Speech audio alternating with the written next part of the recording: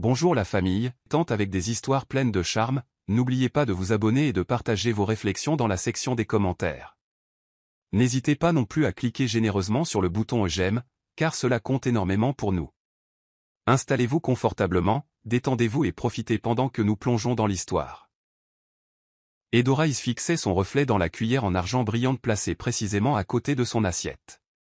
Juste derrière ses yeux réfléchis, elle pouvait voir les regards curieux des personnes qui évoluaient dans des cercles bien plus riches que les siens. Des hommes et des femmes en costumes finement taillés, des robes chatoyantes, des bijoux étincelants. Le lieu était une vaste salle de bal d'hôtel à Victoria Island, Lagos, où l'entreprise de Shuka organisait son dîner de réseautage annuel. L'événement avait des arches de ballon, des lumières tourbillonnantes et un DJ mixant des interprétations classiques d'Afrobeat. Des serveurs glissaient avec des plateaux de champagne. Malgré la grandeur, Edora se sentait comme une observatrice non invitée dans son propre mariage. Elle pouvait à peine se concentrer sur le discours de l'hôte alors qu'il présentait les employés vedettes. Shuka était l'un d'eux, admiré pour sa capacité à commander un espace, pour son rire éclatant et sa confiance.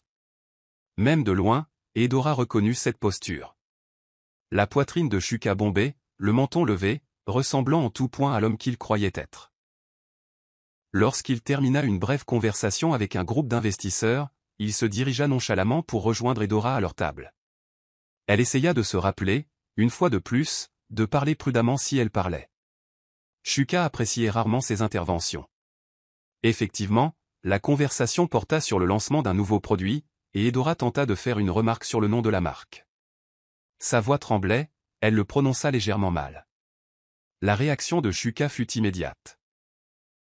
Dans un éclair de colère déguisé en plaisanterie, il frappa si fort la table de la paume de la main que chaque fourchette et couteau claquèrent, attirant les regards de tous à portée de voix. « Comment peux-tu être si cruel » dit-il, moitié riant, moitié grondant.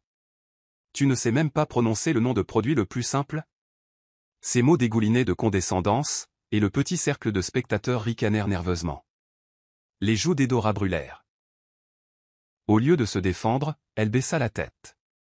Quelques instants plus tard, Shuka lui effleura le bout de l'oreille avec une espièglerie feinte, mais la piqûre était réelle. C'était comme une gifle qui résonnait dans son esprit plus que sur sa peau. Un silence oppressant s'installa alors qu'Edora repoussait sa chaise. Elle resta debout, sa voix nouée dans sa gorge, des larmes menaçant de couler au coin de ses yeux. Dans le silence, elle entendit le déclic de l'appareil photo de quelqu'un. L'humiliation était probablement capturée à jamais. Incapable d'en supporter davantage, elle s'excusa et se dirigea vers la sortie. Le dernier son qu'elle entendit avant de quitter la salle de bal fut le soupir théâtral de Shuka, comme pour dire « Regardez ce que je dois supporter ». Dehors, dans l'éclairage plus doux du couloir et loin du bruit de la fête, Edora s'accorda une respiration lente et tremblante. Elle ne le réalisa pas alors, mais ce fut le jour où elle fit le premier pas loin de l'acceptation silencieuse des abus de Shuka. Ses yeux, humides de larmes, reflétaient non seulement le désespoir, mais aussi un éclair de défi. Le monde l'avait peut-être vue comme une victime cette nuit-là, mais quelque chose au plus profond de son esprit s'agitait. Elle ne s'était jamais sentie si petite, et pourtant jamais aussi prête à se défendre, d'une manière ou d'une autre. Le lendemain matin, Edora lutta pour sortir du lit. Son esprit rejouait le moment de l'humiliation encore et encore comme un disque rayé. Bien que la pièce fût silencieuse, elle avait l'impression que le monde entier se moquait d'elle derrière des écrans invisibles. Shuka était introuvable. Une note sur la table à manger indiquait « Partie gérer les relations publiques. Reste à la maison ». Avec un soupir résigné, Edora prit son téléphone, seulement pour trouver des dizaines d'appels manqués, de messages non lus et de notifications de médias sociaux. Son cœur battait la chamade. Elle fit défiler ses fils d'actualité, remarquant des bavardages frénétiques à propos d'une nouvelle vidéo virale. Elle ne mit pas longtemps à réaliser que c'était le clip de la nuit dernière. Quelqu'un avait filmé Shuka frappant la table et se moquant d'elle. Dans le court clip, Edora était montrée trébuchant sur un mot, tandis que la voix de Shuka résonnait « Comment peux-tu mal prononcer un nom aussi simple ?» Les commentaires en ligne étaient brutaux. Certaines personnes exprimaient de la sympathie, mais beaucoup plus trouvaient cela divertissant, ou insistaient sur le fait qu'Edora devait l'avoir mérité d'une manière ou d'une autre. L'aspect sensationnel d'un homme d'affaires riche embarrassant sa femme attirait les trolls et les analystes de salon. le nom d'utilisateur d'Edora sur les réseaux sociaux était tagué à plusieurs reprises, parfois avec des lignes comme « Elle est trop timide » ou « Les femmes doivent être plus polies en public ». Engourdie, elle fit défiler la vidéo plusieurs fois, grimaçant au moment où son visage se froissa de honte. Elle sentit une chaleur intense dans sa poitrine, un mélange de colère et de chagrin. Pendant des années, elle avait silencieusement enduré les piques verbales et la nature contrôlante de Shuka, espérant qu'une fois son entreprise couronnée de succès, il s'adoucirait. Mais ça ne faisait qu'empirer. Soudain, son téléphone vibra avec un autre appel. Une amie de l'université, Ebra, était au bout du fil. « Edora, ça va ? J'ai vu la vidéo. Je me sens tellement mal. Je voulais prendre de tes nouvelles. » La voix de son amie se brisa d'inquiétude, et Edora sentit à nouveau ses yeux se remplir. Elle essaya de paraître forte mais ne put empêcher le tremblement dans son ton. « Je vais bien. C'est juste un malentendu, mentit-elle, avalant difficilement. Merci de prendre de mes nouvelles, Ebra. » Après avoir terminé l'appel, elle entendit une clé dans la serrure. Shuka entra, téléphone collé à l'oreille, lui faisant signe de ne pas parler. Il semblait agité, vraisemblablement avec un associé. Elle pouvait entendre des bribes de sa conversation. « Écoute, si la vidéo nous aide à être tendance, peut-être que c'est une bonne chose pour les relations publiques. » « Non, non, ça me fait paraître fort. Les gens aiment la confiance. » Quand il raccrocha enfin, il observa le visage d'Edora taché de larmes avec une légère irritation. « J'espère que tu ne vas pas pleurer toute la journée. C'est partout maintenant. Mais comme d'habitude, les gens oublieront dans une semaine. Ne fais pas plus grand que ça. » Elle voulait protester qu'il l'avait transformé en un spectacle public. Elle voulait crier qu'il avait brisé les vestiges de son estime de soi. Mais les mots restèrent coincés. Les yeux de Shuka scintillaient d'indifférence, et cela, à sa manière, était une blessure plus profonde que la nuit précédente. Il s'éclipsa bientôt pour un autre rendez-vous, laissant Edora seule dans l'appartement avec pour seul écho son ton dédaigneux.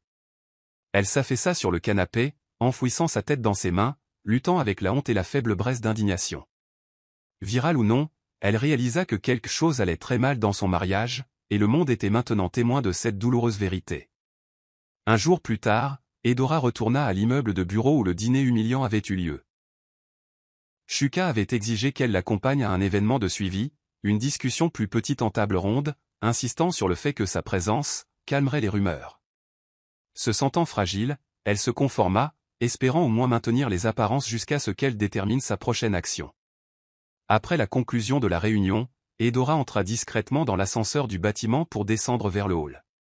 Alors que les portes se fermaient, une silhouette élancée s'y précipita. Elle leva les yeux et le reconnut du dîner. Monsieur Malcolm Otimba, l'un des magnats des affaires les plus influents de Lagos. L'air portait une légère trace de son parfum, quelque chose de raffiné et de discret, tout comme sa personne. Elle bougea nerveusement, essayant de détourner les yeux. La dernière insulte de cette nuit-là repassait dans sa tête, et elle n'avait aucune envie de s'en souvenir, surtout pas de la part d'un homme si puissant. Mais Malcolm parla le premier, sa voix était un baryton chaleureux qui emplit le petit espace. « J'ai vu ce qui s'est passé l'autre nuit. » dit-il simplement. Il n'y avait aucune condescendance dans son ton. Seulement une observation tranquille. Edora eut le souffle coupé. Elle jeta un coup d'œil de côté, les joues brûlantes au souvenir. « Je m'excuse si cela a perturbé l'événement, monsieur. » Il secoua la tête. « Pas besoin de s'excuser. En fait, j'ai été assez impressionné par votre calme. » Il marqua une pause, comme s'il pesait soigneusement ses prochains mots. « Je me suis renseigné sur vous, Edora. J'ai découvert que vous avez obtenu votre diplôme en informatique en tant que meilleur de votre promotion. Vous avez quelque chose de remarquable en vous. » Ses yeux s'écarquillèrent. Elle n'avait aucune idée que quelqu'un de son rang prendrait la peine de se renseigner sur elle. « Merci. » Parvint-elle à dire, sa voix était un murmure. « J'apprécie cela. » Il tendit la main dans la poche intérieure de sa veste et en sortit une simple carte de visite blanche, gaufrée de son nom en lettres élégantes. « Appelez-moi quand vous serez prête à vous élever, » dit-il, lui tendant la carte. « J'ai un poste en tête pour vous. Mentoring, peut-être. Ou quelque chose de plus. » Edora fixa la carte, incertaine si elle devait la prendre. Malcolm lui offrit un sourire complice, et elle accepta l'offrande d'une main tremblante. Un million de questions tourbillonnaient dans son esprit, mais avant qu'elle ne puisse en poser une seule, l'ascenseur sonna, les portes s'ouvrant sur le hall du rez-de-chaussée. Malcolm sortit, se retourna avec un dernier signe de tête et disparut dans la foule en costume. Serrant la petite carte blanche, Eudora sentit son cœur battre la chamade. Que voyait-il en elle? Elle ne savait pas. Mais à ce moment-là, un rayon d'espoir perça son obscurité. Elle ressentait toujours le picotement des potins en ligne et le mépris de son mari, mais maintenant, elle ressentait aussi une nouvelle vibration de possibilité. Un homme de moyens et de réputation lui avait pratiquement dit « Tu vaux plus ». Dehors, les voitures et les bus rugissaient dans la rue, et l'humidité collait à sa peau. La ville était vivante, pleine de promesses et de traîtrises. Eudora jeta un dernier coup d'œil à la carte. Elle ne comprenait pas entièrement pourquoi Malcolm l'avait contactée, mais elle sentit quelque chose changer en elle, un remuement presque imperceptible de détermination. Peut-être était-ce son invitation à recommencer, ou à devenir la personne qu'elle avait toujours été, sous les couches de peur et de honte. Ce soir-là, Eudora se retrouva seule à la maison, encore une fois. Shuka avait appelé pour dire qu'il allait travailler tard, mais quelque chose dans son ton la rendit méfiante. Par le passé, elle aurait ignoré son intuition, l'attribuant à la paranoïa, mais les événements des derniers jours avaient aiguisé sa conscience. Une lourdeur dans sa poitrine la contraignit à chercher des preuves. Ce n'était pas quelque chose qu'elle voulait faire. Cela semblait intrusif. Pourtant, le souvenir de ce dîner humiliant rejouait dans son esprit, alimentant un besoin de réponse. Elle prit le téléphone de Shuka sur la commode de la chambre. Il l'avait laissé charger, vraisemblablement sans considérer qu'elle pourrait oser le toucher. Elle hésita, son doigt planant au-dessus de l'écran. C'est mal, se dit-elle. Mais encore une fois, son comportement l'est aussi. Rassemblant son courage, elle le déverrouilla. Son code était quelque chose qu'elle avait mémorisé il y a des lustres. Au début, tout ce qu'elle trouva furent des courriels professionnels banals, des notifications d'applications bancaires et les messages habituels des médias sociaux.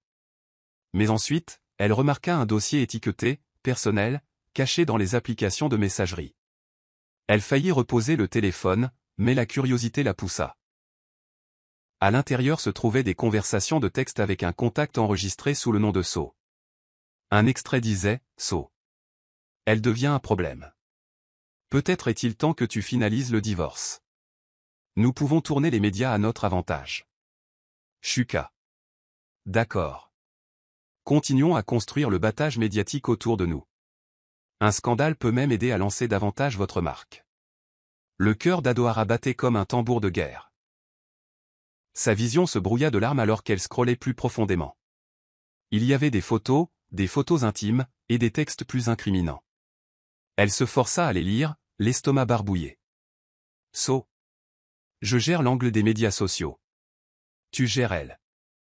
Souviens-toi, elle est toujours ta femme sur le papier. Sois intelligent. Shuka. Elle est calme. Elle ne se mettra pas en travers. La réalisation frappa Adohara comme un coup de poing dans l'estomac. Sonia Okonkwo, So. Était une influenceuse flashy qu'elle avait vue sur Instagram. Une femme connue pour son style flamboyant et ses coups de gueule viraux. Maintenant, Adohara pouvait voir que les rumeurs étaient fondées. Shuka se pavanait avec cette Sonia tout en planifiant systématiquement de se débarrasser de sa femme pour un gain de relations publiques plus important. Adohara sentit ses épaules trembler. Pendant des années, elle avait essayé d'apaiser Shuka, pensant que leur problème provenait du stress de la construction de son empire commercial. Elle avait essayé d'être de soutien, invisible quand il le fallait, mais ne s'était jamais douté que cela mènerait à cela. Fermer l'application de messagerie se sentait comme fermer un cercueil. Il veut que je parte. Les mots lui brûlaient l'esprit. Il veut m'effacer pour parfaire son image. Elle replaça le téléphone là où elle l'avait trouvé. Choc et chagrin se mêlèrent dans sa poitrine, mais sous tout cela, il y avait un flamboiement d'indignation. Peut-être même une trace de courage. Elle n'était pas juste une femme timide. Elle était Adohara Iz, une diplômée majeure de promotion, une personne avec ses propres rêves et compétences. Si Shuka la voulait hors de sa vie, alors peut-être devrait-elle lui accorder ce souhait. Mais pas comme la victime impuissante qu'il supposait qu'elle était. Cette étincelle de défi commença à brûler plus fort. Elle était déterminée à se protéger de toute la tempête que Shuka s'apprêtait à déchaîner. Tôt le lendemain matin, Adohara fixa la carte de visite de Malcolm Otimba. Le texte sur le morceau de papier semblait luire de possibilités. Bien que la peur et l'incertitude la tiraillassent, quelque chose l'incita à composer le numéro. L'appel sonna 2 fois avant qu'une voix résonnante ne réponde. Adohara, dit Malcolm, chaleureux et direct, comme s'il s'attendait à son appel. J'espérais que vous prendriez contact. Ils convinrent de se rencontrer dans son bureau à Ikoyi plus tard ce jour-là. Le simple fait d'entrer dans le bureau élégant de Malcolm, dont les murs étaient tapissés de récompenses et de designs innovants, donnait l'impression d'entrer dans un autre royaume. Des fenêtres du sol au plafond offraient une vue panoramique de la ville animée en contrebas, le soleil se reflétant sur les gratte-ciels de verre et se faufilant à travers les embouteillages.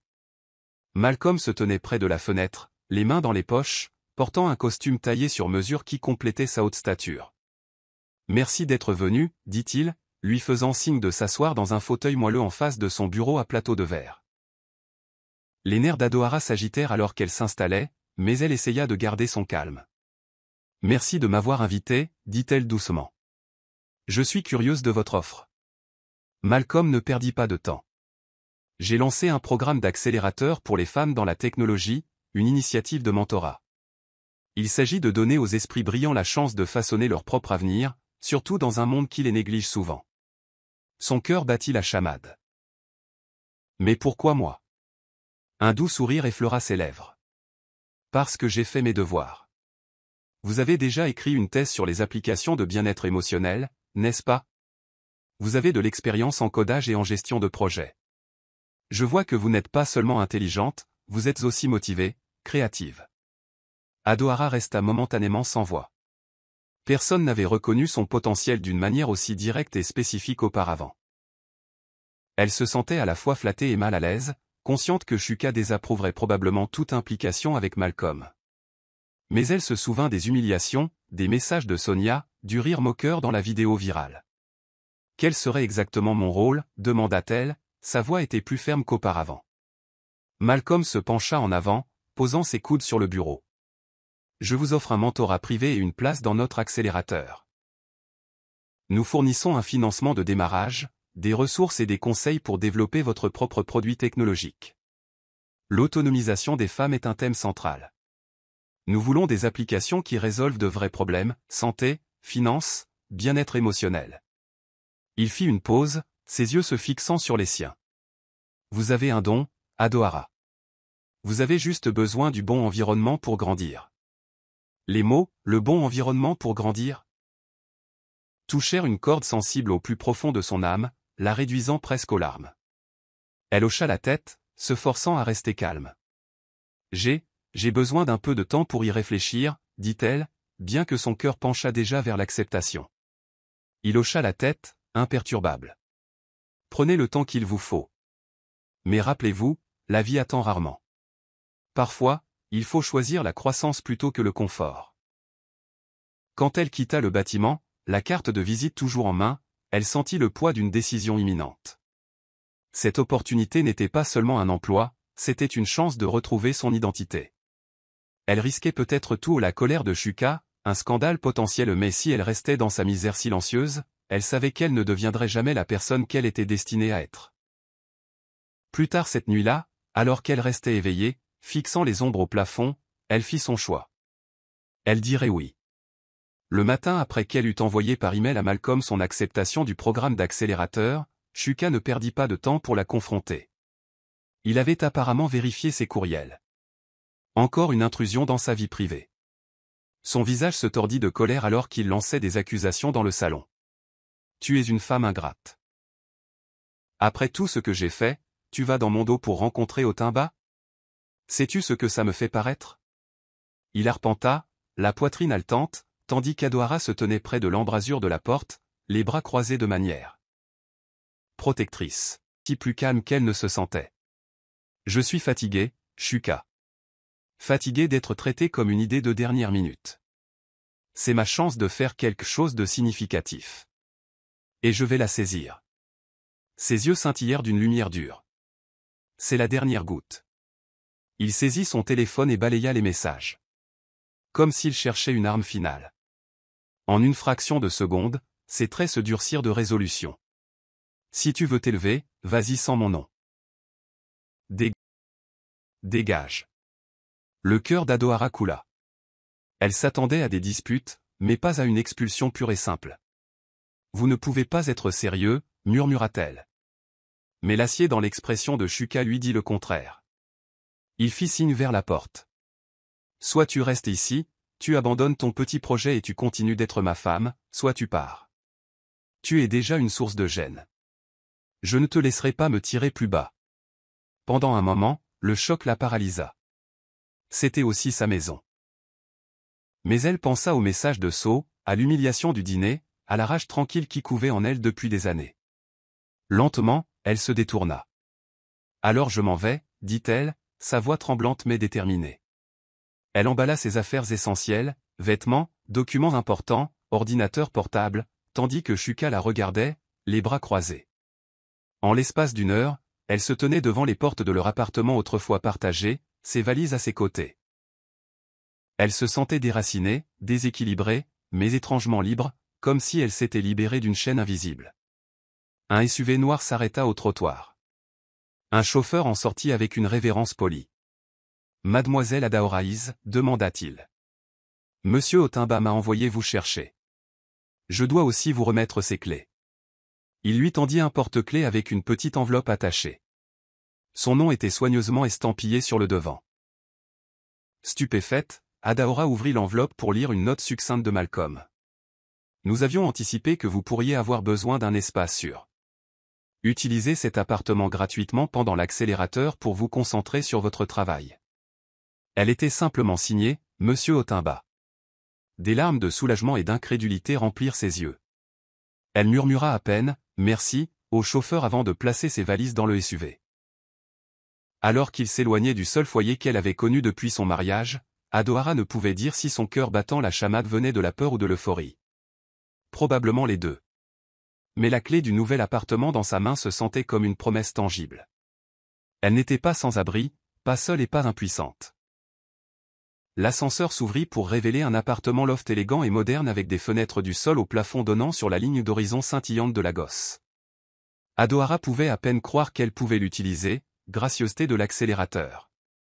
L'espace semblait un instant trop luxueux, avec un mobilier minimaliste, une cuisine entièrement équipée et un petit espace de travail donnant sur la ville. Posant ses valises, elle laissa échapper un souffle qu'elle n'avait pas réalisé qu'elle retenait. C'était ça, un nouveau départ. Malgré la piqûre du rejet de Shuka, une vague de détermination monta en elle. Elle appela tante Ifeoma, sa tante maternelle qui avait été une source constante de réconfort depuis son enfance. Quand tante Ifeoma arriva, elle apporta l'arôme du riz jollof et du ragoût maison, ainsi qu'un flot de préoccupations maternelles. Une femme de grande taille avec une posture royale et un visage chaleureux et ouvert, elle serra Adohara dans une forte étreinte. « Mon enfant, dit-elle, sa voix vibrant de compassion. Raconte-moi tout. » Adohara raconta les derniers jours où l'humiliation virale, l'infidélité découverte, Shuka la jetant dehors, et la générosité surprenante de Malcolm. Tante Ifeoma lui tint la main tout du long, absorbant tranquillement chaque mot. Quand Adohara eut fini, les larmes menacèrent de couler à nouveau. La femme plus âgée lui tapota doucement les mains. « Écoute attentivement mon enfant, dit tante Ifeoma, son ton solennel mais pas triste. Tu n'as pas fini. Tu ne fais que commencer. Le monde peut rire, mais Dieu en haut voit ton cœur. Dans ton plus bas, tu peux t'élever au plus haut. » Elle serra les mains d'Adohara plus fermement. « C'est le moment de te souvenir qui tu es. Tu es brillante, tu es forte, et tu es une fille de cette terre. » Stimulée par les paroles de sa tante, Adohara dégagea un coin du salon et installa son ordinateur portable. Elle passa la soirée à ébaucher un concept pour l'application de bien-être émotionnel dont elle avait rêvé à l'université. Un endroit où les femmes pourraient partager anonymement leurs difficultés, trouver des ressources et obtenir le soutien émotionnel dont elles avaient besoin. La vision nageait dans son esprit comme une peinture vive. Histoire, conseils basés sur la communauté, bilan de santé mentale. C'était surréaliste de faire ces pas. La désapprobation de Shuka ne planait plus sur elle. Aucune remarque dédaigneuse ne lui disait de se taire ou de rester en dehors des affaires des hommes. Pour la première fois depuis des années, elle sentit sa voix s'épanouir. Le lendemain, elle présenterait son concept initial à la direction de l'accélérateur. Une vague d'anxiété la parcourut, mais les mots d'adieu de tante Ifeoma sont restés dans son esprit. Dieu ne nous donne pas plus de problèmes que nous ne pouvons en supporter. Montre-leur de quoi tu es faite, Ada. À minuit, elle tapait toujours, son esprit éclairé par des idées. Chaque frappe de clavier se sentait comme un pas loin des décombres et vers l'empire qu'elle construisait dans son imagination. Les mêmes mains qui tremblaient autrefois sous les moqueries de Shuka créèrent maintenant des lignes de code, des frameworks et des concepts de design qui un jour autonomiseraient d'innombrables femmes. Commençant, d'abord et avant tout, par Adohara elle-même. Tandis qu'Adaora poursuivait sa nouvelle vie, l'étoile de Sonia Okonkwo montait en parallèle, du moins, en surface. Elle était devenue une présence régulière sur les médias sociaux, affichant une romance apparemment parfaite avec Shuka. Les deux partageaient des photographies posées dans des salons coûteux, des escapades de week-end à Dubaï et des dîners dans des restaurants étoilés Michelin. Les followers de Sonia s'en délectaient. Son fil Instagram était un collage de virées shopping haut de gamme, de tenues de créateurs et de légendes inspirantes qui ressemblaient à des affirmations creuses, « Ne laisse personne ternir ton éclat, vis ta meilleure vie ». Pendant ce temps, elle laissait subtilement entendre un avenir de mariage et d'entreprise avec Shuka, qui faisait occasionnellement des apparitions dans ses publications. Chaque fois, son public numérique explosait d'adoration et d'envie. Mais derrière les images soigneusement sélectionnées, Sonia commença à remarquer des aspects troublants de la personnalité de Shuka. Lorsque les caméras étaient éteintes, il exigeait un contrôle total sur son emploi du temps. Il la grondait si elle postait des photos qu'il n'avait pas approuvées. Il insistait pour qu'elle s'habille d'une certaine manière parce que c'était mieux pour la marque. Sonia, une femme qui avait construit toute sa personnalité en ligne autour d'une image flamboyante et libre d'esprit, commença à se sentir étouffée. Un après-midi, Shuka lui aboya dessus dans leurs pantoufles de luxe parce qu'elle avait posté une photo portant une robe qu'il jugeait trop révélatrice. « Tu crois pouvoir faire n'importe quoi maintenant que nous sommes ensemble ?» fulminait-il. « Souviens-toi, cette marque, c'est nous. Ne ruine pas ce que nous construisons en te dévalorisant. » Les lèvres de Sonia se crispèrent. Elle voulait rétorquer, lui rappeler qu'elle avait bâti son statut d'influenceuse bien avant qu'il n'arrive. Pourtant, elle se retint. Elle appréciait l'argent, les cadeaux et l'association de haut niveau qu'elle avait avec Shuka. Mais combien de temps pourrait-elle continuer à avaler sa nature contrôlante? En privé, elle prit contact avec une amie proche, Yvonne, une autre influenceuse avec moins de followers mais une vie personnelle plus stable. C'est comme s'il était gentil un moment, et le moment d'après, il aboyait des ordres. Sonia confia par téléphone. Yvonne soupira. Il est peu sûr de lui. Sony. Il veut juste le pouvoir. Peut-être lui parler ou reconsidérer si cela vaut le stress. Les yeux de Sonia passèrent au bracelet de diamant qui brillait à son poignet. Pour l'instant, ça en vaut la peine. Mais je peux le gérer. Je le fais toujours. Elle n'était pas entièrement sûre de croire ses propres paroles. La vie de rêve parfaite qu'elle montrait en ligne commença à ressembler davantage à une cage polie. Et à mesure que les exigences de Shuka s'intensifiaient, elle ne pouvait pas chasser la pensée lancinante que peut-être, juste peut-être, elle glissait sur la même pente qu'Adaora avait autrefois endurée, l'humiliation masquée par le luxe. Dans l'espace de coworking de l'accélérateur, une pièce lumineuse et aérée ornée de peintures murales de motivation, Adaora installa son ordinateur portable pour le pitch qu'elle avait préparé pendant la nuit. Assis en face d'elle se trouvait Malcolm Otimba, ainsi que 3 mentors clés du programme. Ils avaient tout à fait l'air de leur rôle, sophistiqués, posés, prêts à décortiquer ses idées. Malgré ses nerfs, Adaora était déterminée à impressionner. Elle se lança dans son pitch, une application centrée sur le bien-être émotionnel, spécifiquement conçue pour les femmes africaines. Elle permettrait aux utilisatrices de partager des histoires anonymement, d'accéder à des ressources de santé mentale, de suivre leurs humeurs et de rejoindre de petits cercles de soutien modérés par des bénévoles et des experts. Sa voix trembla un peu au début. Bien trop souvent, on dit aux femmes de notre société d'être fortes ou de se taire, surtout face aux abus émotionnels ou aux défis de santé mentale. Expliqua-t-elle, se rappelant par inadvertance les nombreuses fois où elle avait refoulé sa douleur. Cette application est un espace sûr, un lieu pour l'anonymat, l'autonomisation et l'éducation. Malcolm hocha la tête, les sourcils froncés de concentration. Les autres mentors posèrent des questions précises. Comment allez-vous monétiser? Comment assurez-vous la confidentialité des données? Quelle est votre différence unique?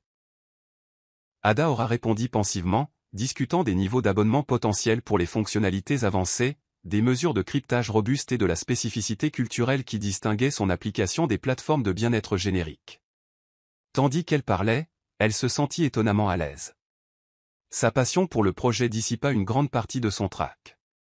Quand elle eut terminé, le silence emplit la pièce, seulement rompu par le clic d'un stylo dans la main d'un mentor. Puis Malcolm prit la parole, « Vous ne construisez pas seulement de la technologie, vous construisez de la guérison. » Il posa son stylo et offrit un léger sourire. « Je suis impressionné. C'est précisément le type d'innovation que nous voulons soutenir. » Une vague de soulagement et de fierté parcourut Adaora. Les mentors échangèrent des hochements de tête approbateurs. L'un d'eux offrit un feedback immédiat sur des partenariats potentiels avec des ONG locales spécialisées en santé mentale. Un autre suggéra des moyens d'incorporer une fonctionnalité d'affirmation quotidienne, un outil éprouvé pour le renforcement de l'estime de soi. Alors qu'il concluait, Malcolm s'approcha d'Adaora, posant une main rassurante sur son épaule. « Vous êtes au début de quelque chose de grand, dit-il, assez bas pour qu'elle seule l'entende. Continuez d'avancer. » Dehors, le soleil de Lagos l'écrasait alors qu'elle marchait sur le trottoir animé. Son esprit bourdonnait d'idées pour sa prochaine phase de développement. Bien que les menaces et les humiliations de son ancienne vie planaient toujours, elle ressentait un élan indéniable la propulsant vers l'avant. Pour la première fois depuis qu'elle se souvenait, elle croyait de tout cœur en un avenir façonné par ses propres mains, plutôt que de se tapir sous la volonté de quelqu'un d'autre. 3 semaines après le début du programme d'accélérateur, le prototype d'application d'Adaora, désormais provisoirement nommé Soullift, commençait à attirer l'attention. Les premiers testeurs ont loué sa simplicité, l'interface apaisante et les groupes de discussion de soutien. Le buzz médiatique était modeste mais croissant, avec des blogueurs technologiques locaux la qualifiant de nouvelle entreprise prometteuse dirigée par des femmes. C'est alors que tout a commencé à mal tourner. Soudain, Soullift fut assailli par une vague de critiques négatives sur les principales boutiques d'applications. Des dizaines de notes d'une étoile apparurent, accompagnées de commentaires affirmant que l'application faisait planter les téléphones ou stockait les données de manière non sécurisée. Même le forum en ligne dédié aux entrepreneurs commença à critiquer le projet. La négativité semblait orchestrée, trop rapide et uniforme pour être organique. Alarmé, Adaora se précipita pour enquêter. Ses journaux de développement ne montraient aucune erreur système significative, et les testeurs ne rapportaient aucune défaillance majeure. Déterminée à protéger sa réputation naissante, elle fit une nuit blanche, épluchant les données serveurs et les retours utilisateurs. Progressivement, elle découvrit des signes de sabotage délibéré. De faux comptes laissant des plaintes identiques, des requêtes serveurs provenant d'adresses IP suspectes.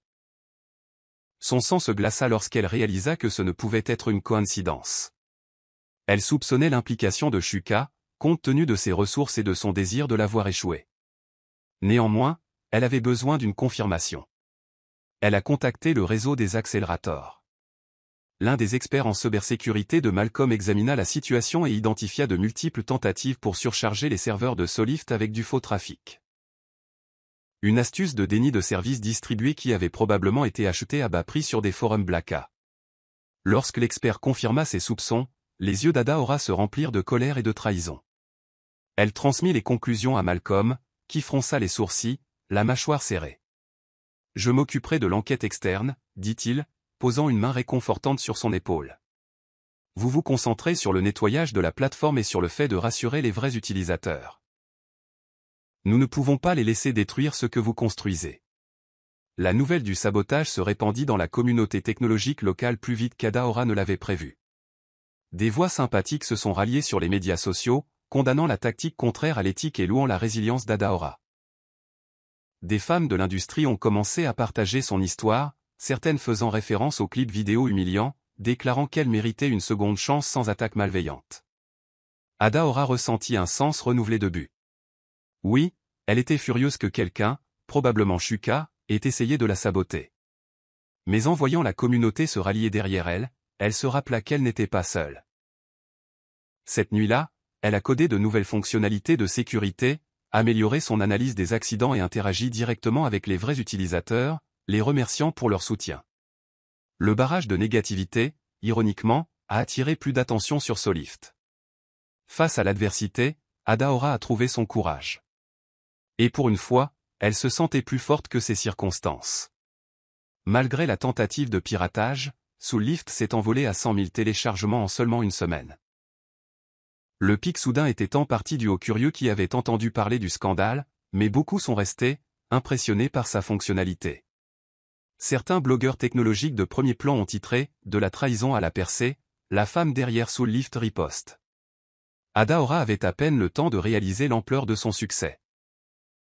Elle était inondée de messages de nouveaux utilisateurs, de bénévoles et même de potentiels investisseurs souhaitant en savoir plus sur l'application et la femme derrière elle.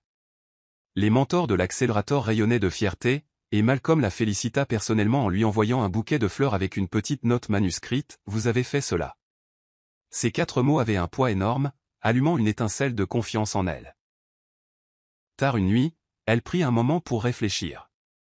Assise dans son nouvel appartement, pieds nus sur le tapis moelleux, son ordinateur portable sur les genoux, elle parcourait les témoignages d'utilisateurs. L'un d'eux, en particulier, lui embua les yeux. « Je suis dans une relation abusive depuis des années mais je n'en ai jamais parlé. Cette application et votre histoire m'ont sauvé ce soir. Je voulais juste que vous le sachiez, j'ai décidé de ne pas me faire de mal. » Des larmes coulèrent sur les joues d'Adaora. Elle tapa une réponse douce, offrant des mots de réconfort et dirigeant l'utilisatrice vers des ressources professionnelles. À ce moment, elle ressentit la véritable puissance de l'empathie, le vrai triomphe de transformer la honte personnelle en guérison collective. Aucune humiliation publique ou scandale orchestré ne pouvait éclipser cette victoire. Elle était un exemple vivant qu'une lumière rayonnante pouvait émerger des coins les plus sombres. Pendant que l'étoile d'Adaora continuait à monter, l'empire de Sonia s'effondra.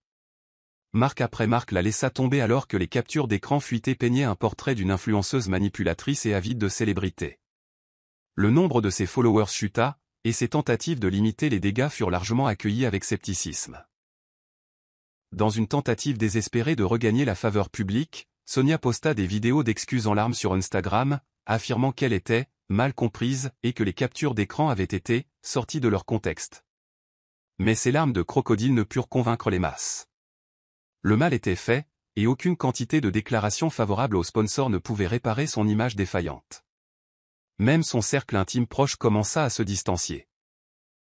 En coulisses, des rumeurs circulaient selon lesquelles Shuka refusait de commenter publiquement, laissant Sonia affronter le contre-coup seule.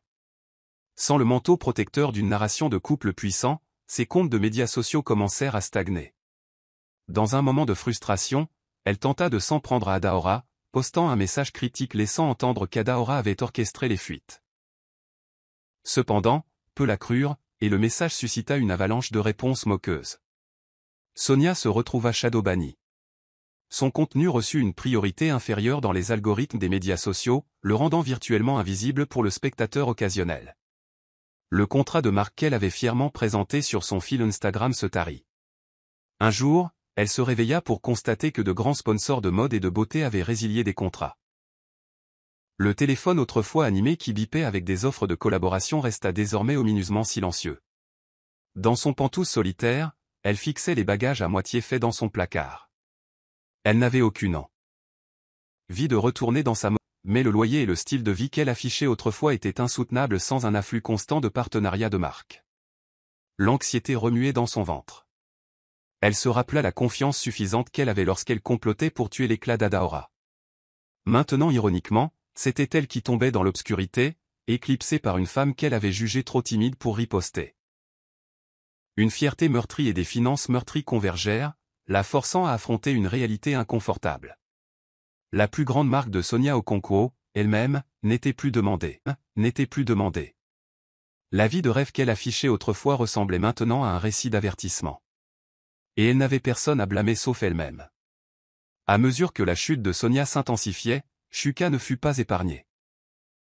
Avec le tourbillon de presse négative entourant ses fiançailles et les messages fuités qui laissaient entendre des tactiques contraires à l'éthique contre Adaora, de nombreux associés de Shuka commencèrent à reconsidérer leur partenariat. Certains citèrent des préoccupations morales, tandis que d'autres soulignèrent la popularité croissante de sa marque. Cela n'aida pas non plus que la firme de Malcolm Otimba, bien respectée et influente, s'emparait de certains des clients clés de Shuka. Un bruit courut selon lequel Malcolm voulait personnellement éloigner l'industrie des méthodes toxiques de Shuka, bien que Malcolm lui-même soit resté bouche cousue à ce sujet. Le résultat fut un exode massif de clients des entreprises de Shuka. Les investisseurs se retirèrent, les actions chutèrent, et les employés commencèrent à démissionner en masse. En l'espace de quelques mois, Shuka passa d'être salué comme un prodige des affaires en devenir à un exemple d'avertissement de la façon dont un scandale personnel pouvait faire sombrer un empire. Les gros titres lisaient, du roi au récit d'avertissement la chute de Shukaïs. Le goût de l'échec était amer, et Shuka luttait pour sauver les apparences. Même le fastueux Pentouse qu'il avait autrefois abrité avec Sonia sembla soudainement plus vide, leur fortune combinée ne suffisant plus à maintenir le style de vie. Lors d'une réunion d'urgence du conseil d'administration, il tenta de calmer la panique en promettant un rebranding. « Nous avons déjà traversé des tempêtes », insista-t-il, tirant sur sa cravate avec des mains tremblantes. Les membres du conseil, cependant, restèrent peu convaincus. Certains demandèrent qu'il démissionne de son poste de PDG, arguant que ses controverses personnelles avaient terni toute l'opération. D'autres remirent en question l'éthique derrière certaines campagnes de marketing. Peut-être, insinuèrent-ils, le sabotage en coulisses allait-il au-delà du cas d'Adora. Au moment où la réunion se termina, les yeux de Shuka étaient injectés de sang de fureur contenue. Il frappa des poings sur la table de conférence. « J'ai bâti cette entreprise à partir de zéro. Je ne démissionnerai pas à cause de quelques incidents malheureux. » Mais alors que les membres du conseil sortaient un par un, leurs visages sombres, Shuka sentit le bord froid de la réalité le trancher. La forteresse qu'il avait construite avec arrogance et manipulation s'effondrait, et sans femme sur qui compter, sans Adora bien-aimée pour masquer ses défauts ou se tenir derrière lui sur les portraits de famille. Il se tenait seul au milieu des décombres qu'il avait lui-même créés. Le monde de la tech bourdonnait d'excitation autour d'une gala très attendue, Femmes dans la tech. Organisée dans la somptueuse salle de bal d'un hôtel 5 étoiles, elle attira les plus grandes innovatrices et investisseuses d'Afrique.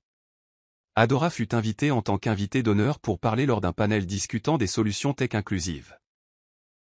La nuit de la gala, Adora sortit d'une élégante voiture noire, portant une robe rouge décolletée qui chatoyait sous les lumières de la ville. Elle ne s'était jamais sentie aussi confiante. La couleur était une déclaration silencieuse, autrefois associée au danger et à l'audace, symbolisant maintenant son nouveau courage et sa résilience. Lorsqu'elle entra dans la salle de bal, les têtes se tournèrent. Le quatuor à cordes jouant doucement en arrière-plan sembla s'arrêter à son arrivée. Les photographes se précipitèrent pour capturer l'instant. La posture d'Adora était royale, son sourire gracieux. Elle salua ses collègues entrepreneurs avec aisance, discutant de leurs projets, promettant de les connecter à la base d'utilisateurs de Soullift ou à ses propres ressources. Pendant ce temps, de l'autre côté de la ville, Shuka s'affala sur son canapé, feuilletant sans but les chaînes de télévision. Par un coup du sort, il tomba sur une diffusion en direct des arrivées sur le tapis rouge de la gala. La caméra balaya vers Adora, qui rayonnait sous l'arche de ballons blancs et dorés. Une journaliste se répandit en éloge sur son succès, la qualifiant de « l'une des innovatrices clés menant le mouvement africain de bien-être mental ». La prise de Shuka se resserra autour de la télécommande. Il regarda sa femme séparée revendiquer le devant de la scène, semblant plus radieuse que jamais. L'amertume dans sa poitrine se répandit comme du venin. C'était la femme qu'il avait autrefois rabaissée, qui, dans son esprit, aurait dû rester éclipsée par ses ambitions. Maintenant, tout le continent l'applaudissait. Mais la caméra ne s'attarda pas sur lui, ne mentionna même pas son nom. Elle suivit Adora, capturant ses interactions avec des sommités qui la traitaient en égale. Shuka sentit une pointe de regret, une réalisation brutale qu'en la perdant, il avait peut-être perdu la seule personne qui se souciait sincèrement de lui au-delà des affaires ou de la renommée. Pendant ce temps à la gala, Adora sirota du champagne et remercia gracieusement les bienfaiteurs. Sous les lustres scintillants et le tourbillon de robes élégantes, elle eut une pensée fugitive pour l'homme qui l'avait si cruellement humiliée. Pourtant, son cœur se sentit étonnamment léger. Elle allait de l'avant, entrant pleinement dans son propre pouvoir, n'étant plus définie par le récit de Shuka ou les opinions d'étrangers. Elle appartenait ici. La semaine suivante apporta un autre jalon dans le parcours d'Adora. Une invitation à rejoindre le conseil consultatif d'un conseil africain de l'innovation numérique.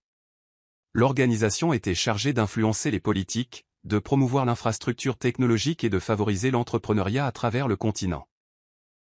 Adora hésita lorsqu'elle reçut l'email pour la première fois.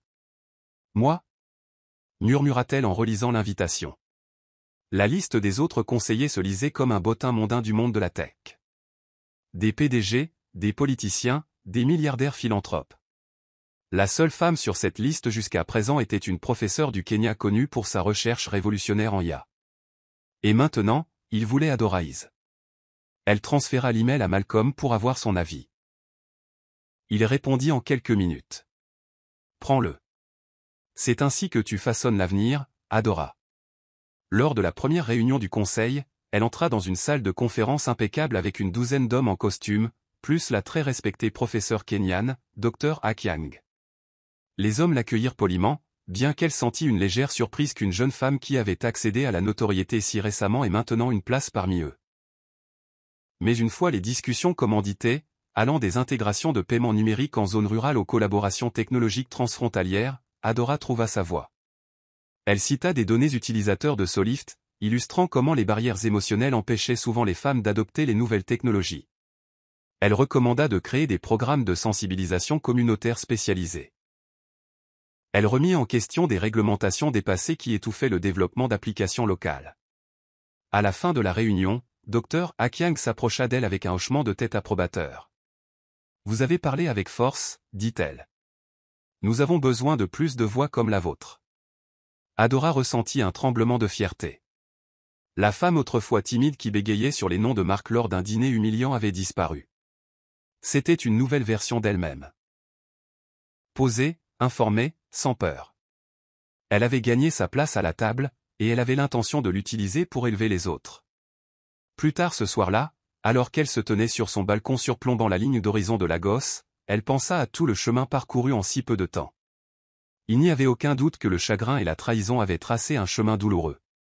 Mais dans les décombres, elle avait trouvé sa voix authentique. Elle murmura une prière silencieuse de remerciement, laissant les lumières de la ville la remplir d'espoir pour ce qui allait suivre. Un après-midi tard, alors qu'Adora rentrait de sa session de mentorat à l'accélérateur, elle remarqua une silhouette inconnue se tenant près de sa porte d'appartement. Alors qu'elle s'approchait, son souffle se coupa dans sa poitrine. C'était Shuka. Il ressemblait à une ombre de son ancien lui. Cheveux légèrement ébouriffés, cernes sombres sous des yeux injectés de sang, et un air général de défaite qui pendait autour de lui comme un manteau usé. « Ada, dit-il doucement, l'utilisation de son surnom l'a pris au dépourvu. Nous devons parler. » Elle se raidit, les clés serrées dans la main. « De quoi pourrions-nous bien parler, Shuka ?» Ses yeux scintillèrent avec quelque chose qui aurait pu être de la remords. « À propos de nous. À propos de comment tout a mal tourné. » Adora haussa un sourcil. « Vous m'avez mise à la porte, vous vous souvenez? Vous m'avez humilié. Puis m'avez demandé de partir. » Il avala difficilement. « J'étais en colère, j'étais stressé. J'ai fait des erreurs. Grosse erreur. » Sa voix se bloqua, et pendant une seconde, elle aperçut de la vulnérabilité. Sonia est partie. Les investisseurs se sont retirés. Mon entreprise est au bord de l'effondrement. Je juste. Il marqua une pause, cherchant ses mots. J'ai besoin de toi dans ma vie. Tu as été la meilleure chose qui me soit jamais arrivée. Un tourbillon d'émotions a malmené la composure d'Adora. C'était l'homme qui a un jour déclaré qu'elle ruinait son image, qu'il a ridiculisé publiquement. Maintenant le voilà, s'excusant, par désespoir, ou peut-être par un regret sincère. Elle fit un pas en arrière, exhalant un rire amer. Vous avez l'audace de me demander ça maintenant? Après tout ce que vous avez fait. Il baissa les yeux, incapable de croiser son regard. Je sais que j'ai tout gâché. Je suis désolé pour les choses que j'ai dites, la façon dont je vous ai traité. Pouvons-nous réessayer? Adora ressentit une pointe de vieille blessure remontant à la surface. Mais elle sentit aussi une clarté calme qu'elle n'attendait pas. Elle croisa son regard de front. J'ai trouvé de l'or après que vous m'ayez jeté dans la boue. Je ne peux pas revenir à être votre paillasson, Shuka. J'ai grandi au-delà de ça. Il ouvrit la bouche comme pour protester. Mais aucun mot ne vint. La tension dans l'air était épaisse des résidus de blessures passées. Finalement, Shuka hocha la tête, les larmes brillant dans ses yeux. Je comprends. Je voulais juste dire que je suis désolé. Elle l'étudia un moment, se souvenant de l'homme vibrant et confiant qu'elle avait épousé autrefois, maintenant meurtri par son propre orgueil. Lentement, elle déverrouilla sa porte. « J'accepte vos excuses, dit-elle doucement, surprenant même elle-même. Mais je ne reviens pas. Pas maintenant. Et probablement jamais. » Il n'y avait rien de plus à dire. Elle entra à l'intérieur, le laissant dans le couloir avec ses regrets. Alors que la porte se refermait derrière elle, elle ressentit un étrange mélange de tristesse et de libération. Le pardon pourrait soulager son cœur, mais cela ne la lierait pas à un passé douloureux. Elle était allée trop loin pour revenir. Dans les semaines qui suivirent, Adaora se jeta à corps perdu dans l'expansion de Soullift. Elle organisa des ateliers, s'associant avec des professionnels de la santé mentale pour construire des fonctionnalités plus robustes. Elle commença également à organiser des sessions de questions-réponses en direct pour la communauté de l'application, le transformant en une véritable plateforme interactive. C'est lors d'une de ces sessions qu'elle remarqua Malcolm s'attardant au fond de la pièce, observant tranquillement. Après, il s'approcha avec une expression pensive. « Adaora » commença-t-il, la guidant vers un coin plus tranquille. « J'ai observé votre croissance, votre leadership. » Il marqua une pause mesurée. « Je veux proposer quelque chose, au-delà du champ de l'accélérateur. » Son cœur battit la chamade. « J'écoute. » Il expliqua qu'il voulait faire de Soullift une entreprise phare au sein d'un conglomérat technologique plus large qu'il était en train de former. Il envisageait un partenariat de cofondation avec Adaora. Elle conserverait la majorité du contrôle créatif, tandis que la nouvelle firme de Malcolm fournirait des ressources, du marketing, et une expansion globale potentielle. Et personnellement, ajouta-t-il, plus doucement, j'aimerais que nous nous rapprochions.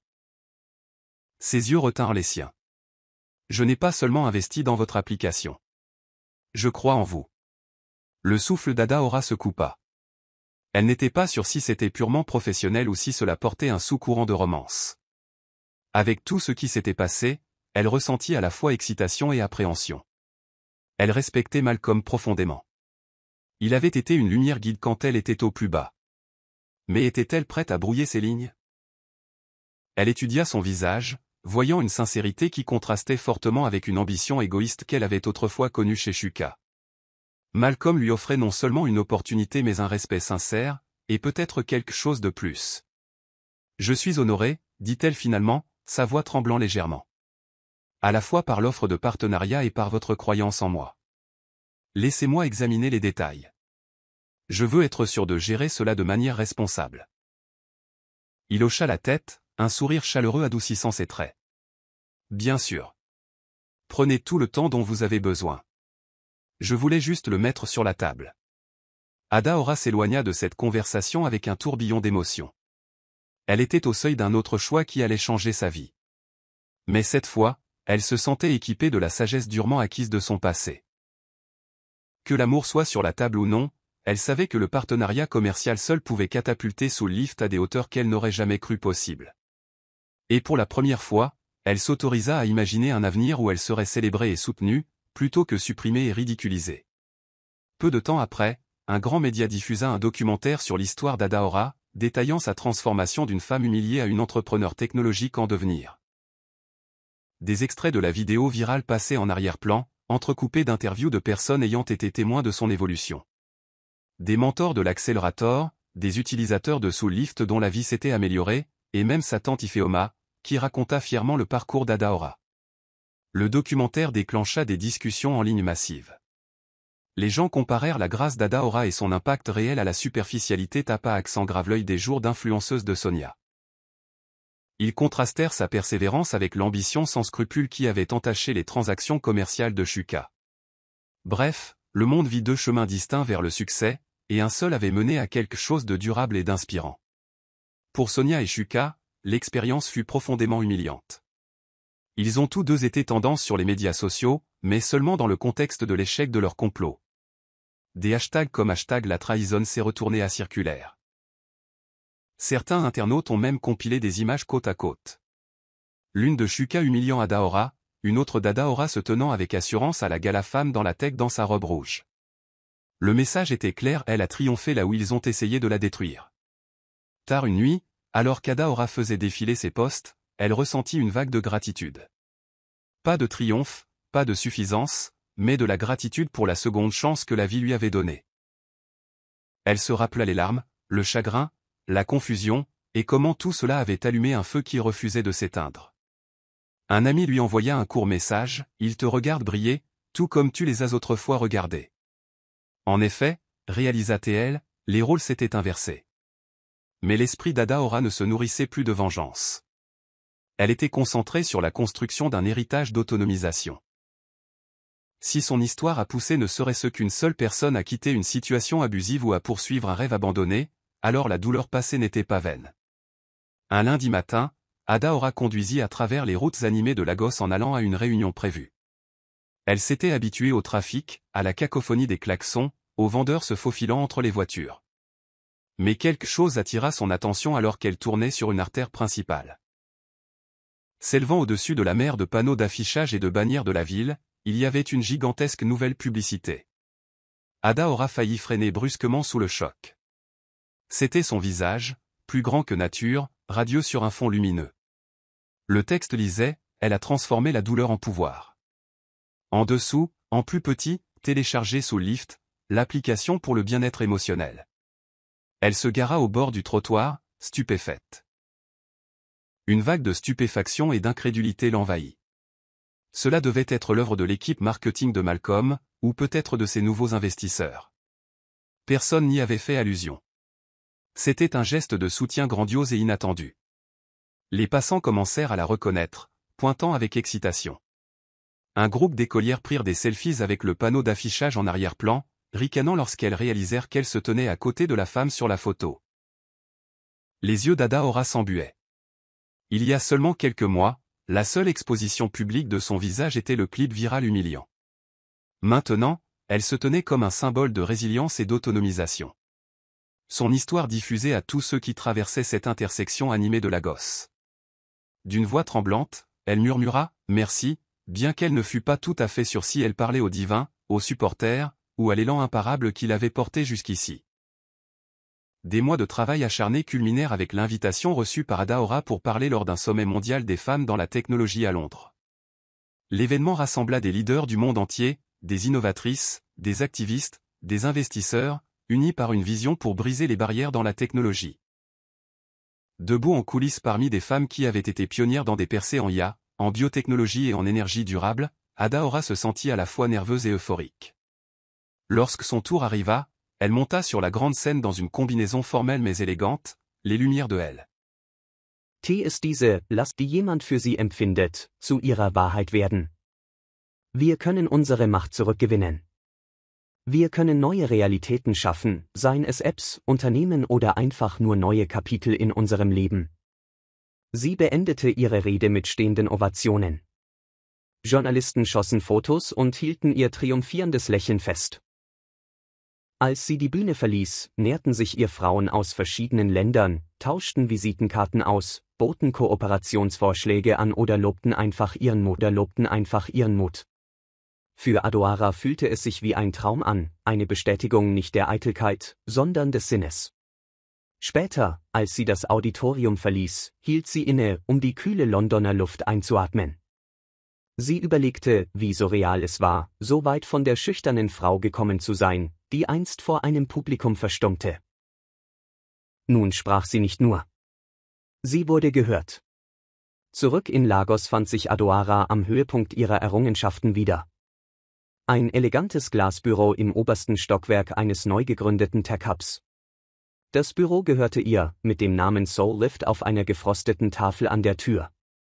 Sie hatte Malcolms Mitgründerpartnerschaft angenommen, und gemeinsam hatten sie die App zu einer Kernmarke innerhalb eines größeren Rahmens von Tech-Initiativen mit sozialer Wirkung gemacht. Ihr Sohn, ein lebhafter 5-Jähriger mit leuchtenden Augen, spielte in der Nähe ihres Schreibtisches und ordnete Bausteine auf dem Teppich an. Ja, sie war auch Mutter, obwohl sie jahrelang das Gefühl hatte, von Chukos Forderungen überschattet zu werden. Nun hatte sie gelernt, Mutterschaft mit ihrer Berufung zu vereinbaren, ein Leben zu gestalten, das alle Teile ihrer Identität umfasste. Das Lachen des Kindes erfüllte das Büro, eine sanfte Erinnerung daran, dass Unschuld und Hoffnung in einer einst von Scham getrübten Welt blieben. Malcolm betrat leise das Büro. Er nahm sich einen Moment Zeit, um die Szene zu beobachten. Adoara blätterte durch einen internationalen Partnerschaftsvorschlag, ihr Sohn kicherte, während er eine winzige Festung aus Bausteinen baute. Er trat vor und stellte einen Kaffee auf ihren Schreibtisch. »Sie sehen tief in Gedanken versunken aus«, bemerkte er leise. Adoara blickte auf, ein gelassenes Lächeln huschte über ihre Lippen. Sie empfand Wärme in seiner Gegenwart. Eine unausgesprochene Nähe, die aus gegenseitigem Respekt und Bewunderung gewachsen war und eines Tages zu etwas Tieferem erblühen könnte. Vorerst schätzte sie ihn einfach als Vertrauten, Geschäftspartner und Freund. »Ich prüfe gerade diese Vorschläge des Europäischen Fonds«, antwortete sie, und bestaune, wie schnell sich alles geändert hat. Er kniete sich hin, um den kleinen Jungen zu begrüßen, der ihm fröhlich seine Bausteinfestung zeigte. Dann richtete er sich auf und Malcolm traf Adoaras Blick. »Sie haben es gut gemacht, Adoara. Es scheint wie gestern, als Sie von anderen überschattet wurden, und jetzt schenkt Ihnen die Welt Aufmerksamkeit.« Adoara dachte über die Kette der Ereignisse nach, vom demütigenden Abendessen bis zum viralen Video, dem Herzschmerz von Chukos Verrat, dem Anflug von Mut, den sie beim Aufbau von Soullift fand, und der darauf folgenden Welle der Unterstützung. Sie erhob sich von ihrem Stuhl und ging zum bodentiefen Fenster. Die Skyline von Lagos erstreckte sich vor ihr, lebendig mit Lichtern und Versprechen. Sie wandte sich Malcolm zu und legte sanft eine Hand auf seinen Arm. Sie lachten. »Jetzt schauen Sie zu.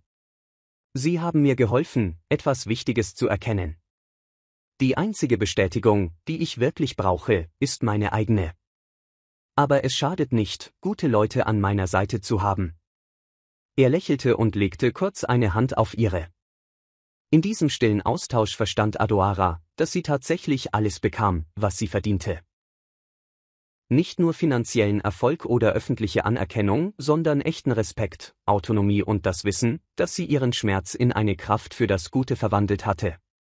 Während sie ihren Sohn betrachtete, der glücklich in einer Ecke spielte, und das Summen der geschäftigen Stadt unter sich spürte, fühlte sich Adoara ganz, verankert in einem Zweck, der den persönlichen Triumph überstieg. Sie war zu Hause, nicht an einem physischen Ort, sondern in ihrer eigenen zurückeroberten Identität. Keine stillen Tränen mehr. Keine Demütigungen mehr. Sie war aus der Asche der Verachtung anderer auferstanden und schmiedete ein Schicksal, das vor Möglichkeiten strahlte. Ich bin froh, dass du es bis zum Ende geschafft hast. Ich hoffe, die Geschichte hat dir gefallen. Drücke gerne großzügig den Like-Button und abonniere für weitere fesselnde Geschichten wie diese. Wir freuen uns darauf, von dir zu hören. Welche Lektionen hast du aus dieser Geschichte gelernt? Teile deine Gedanken unten in den Kommentaren mit. Bis zur nächsten Geschichte.